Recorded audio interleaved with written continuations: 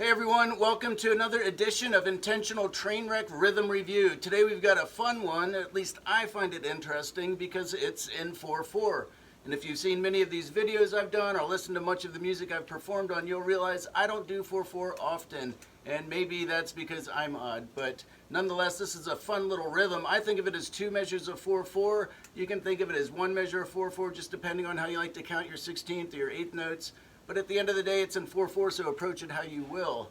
And before we get too far into what gives it its character, let's go ahead and listen to it real quickly.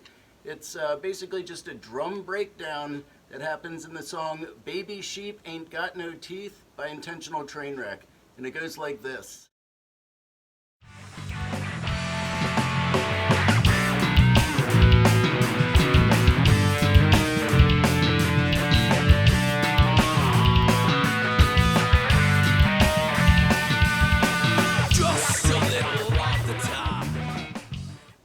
Okay, there you have it. It's not a real long rhythm and it's not real complicated sounding, but once you start looking at the elements of things that are brought into it, you'll realize it gets kind of interestingly complicated.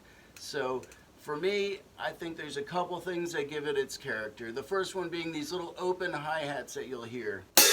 They're on the 1 and the 3 in the first measure and also on the offbeat of the 3 in the second measure. And I think it's that offbeat one that gives this rhythm sort of a jerky, sort of rushed feeling, and possibly that's what brings it into the realm of the odd and makes it so much fun for me to play.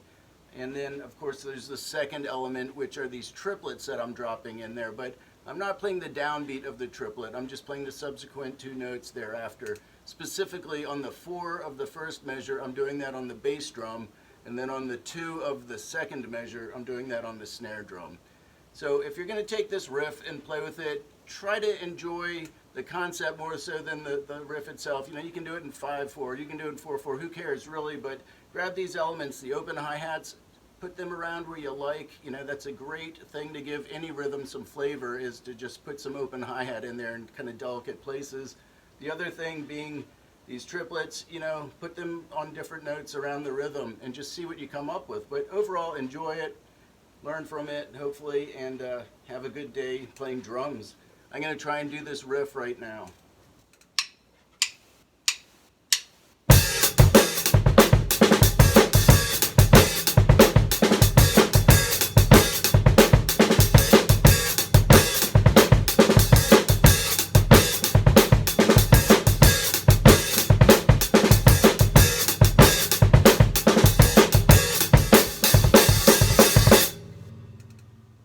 Well, something like that anyway.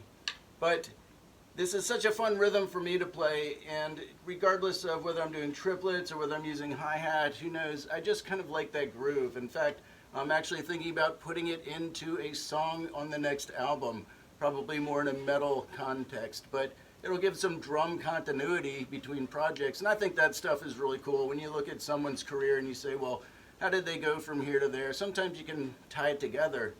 And this will definitely be one of those pieces of music that kind of lasts throughout part of a career rather than just part of a song. Anyway, I haven't really figured that part out, but it might be something like this.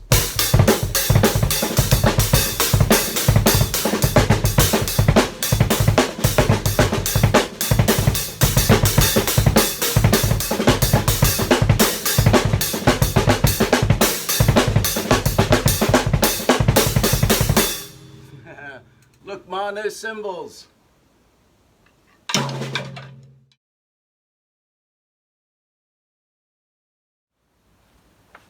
Oh yeah, don't forget to go out to the YouTube page and download a sample of this done on the drum machine so you can actually hear what I'm trying to do better. And then also, there's the notation you can read along and play. So thanks again, have a good one.